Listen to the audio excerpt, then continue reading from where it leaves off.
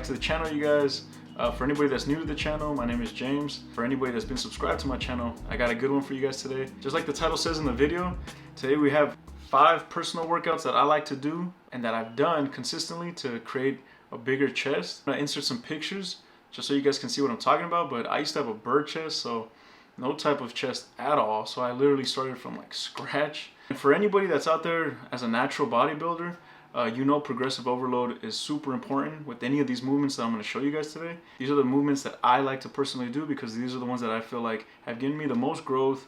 I feel a really good contraction. I feel a good mind-muscle connection with my chest when I do these movements, as opposed to like other movements that, you know, maybe they look cool for social media, maybe they're really popular, maybe your friends like to do other type of movements, but I feel like these are the ones that I really noticed my chest coming in, and other people started noticing my chest coming in. First movement we got is incline barbell bench press. I feel like that's what changed a lot for me once I started incorporating these workouts consistently and then tracking my weights. A lot of people like to flat bench. Me personally, I like to do a lot of incline, so I mostly only do incline. That's what really has developed my chest. The movement is such a compound movement. You're using a bunch of different muscles, incorporating a bunch of different muscles into the lift, that I like to properly warm up until I get to my working weight.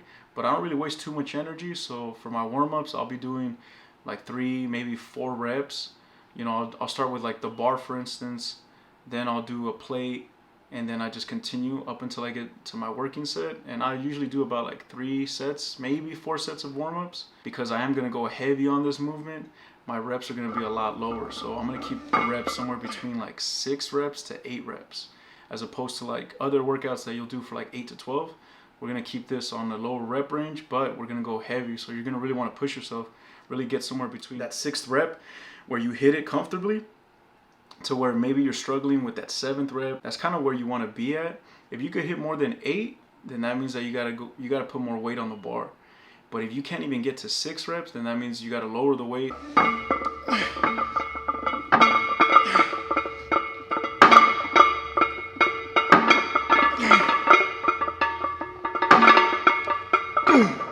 Another movement that I might start off with, just kind of depending on how the work week is going, incline dumbbell bench press. I noticed that with the incline dumbbells, you can really get a nice contraction up at the top of the movement. For the most part, me personally, I just feel it more in my chest when I do dumbbells. So I feel like I could really just control the weight on the negative and then just really get that squeeze up at the top of the movement. So the same things apply, right? So we're warming up to your working weight. Once you are at your working weight, really controlling those dumbbells, really trying to make sure you get that contraction on your chest. So really just focus on your form on this one. You still want to make sure you have a little bit of an arch on your back. Use your leg drive and then really control that weight. So try to stabilize yourself, retract your scapula, so pinch those shoulder blades back on the bench. And then from your start point, really focus on squeezing your chest and pressing on the way up. You can't feel it, you might have to lower the weight a little bit because maybe you can't get that proper squeeze on your chest. Make sure you don't really lift with your ego. A lot of people will ego lift, and yeah, they're throwing up a lot of weight, but they're not making the proper muscles work. They're not really feeling it where they're supposed to, so their progress isn't as good as somebody that is focused on really feeling the muscle, really contracting, and really controlling the weight. I feel like that's the difference between somebody that's gonna have a really developed round chest and then somebody that's just gonna not really be defined in their chest.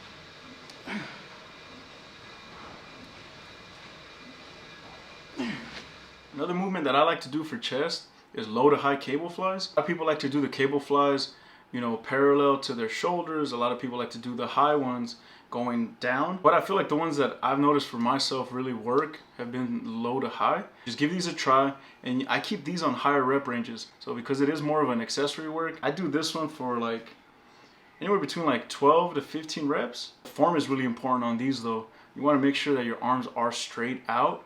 If you start seeing a lot of bend on your elbows, that's just going to mean that the weight's too heavy, so your other muscles are trying to jump in, trying to help you with the lift, but you want to just leave it all in your chest. So go ahead and give these a try if you haven't already. You're going to notice that your chest is going to be a lot more developed, a lot more shaped, hitting the cable flies combined with some of the other workouts that I was showing you guys.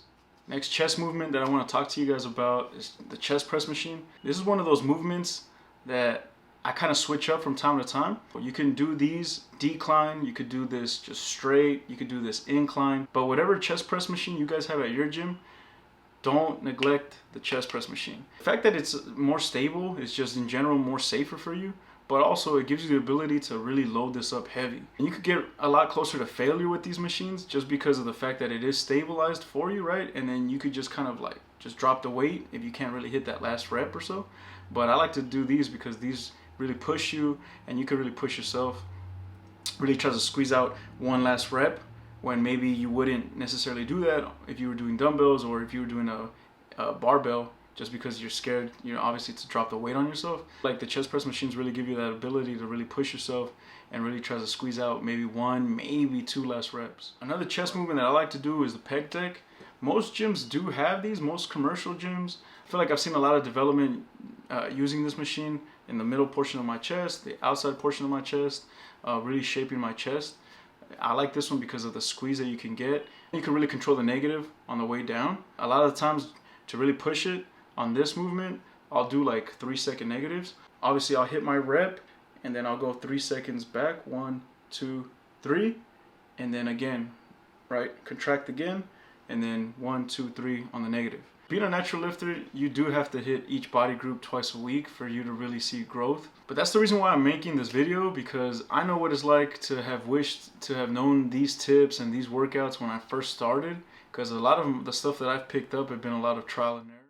Hopefully you guys enjoyed what you guys saw today. Hopefully you guys enjoyed the video. Hopefully you guys picked up some tips. Hopefully you guys picked up some workouts. I appreciate anybody that made it all the way through the video. Go ahead and drop a like and a comment if you enjoyed the video.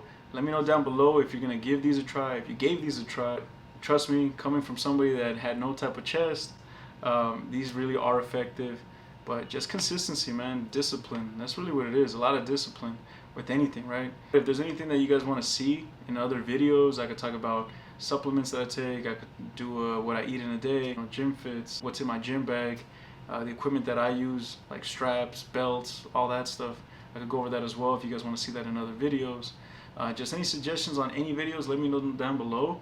I appreciate a lot of people that have been showing me a lot of love on the channel, man, because it tells me to keep going, keep creating content. Finally broke 100 subscribers, so thank you to you guys, man. That was actually like a big milestone for me. Just personally. Hopefully we grow together. Hopefully I can see you guys grow too. Go ahead and follow me on Instagram, subscribe to the channel, drop a like. I appreciate it if you do. Drop a comment. I like to talk back to you guys too, so if you look at any of my videos, when you guys comment, I always try to do my best to comment back, and I try to comment back in a timely fashion, because I know that it takes time out of your guys' day to watch this video, to drop a comment, to like, all that. So, you know, the same way that you guys show me love, I try to show love back. I got more content and more ideas coming. Stay consistent, stay lifting. I'm gonna catch you guys in the next video. I'm out.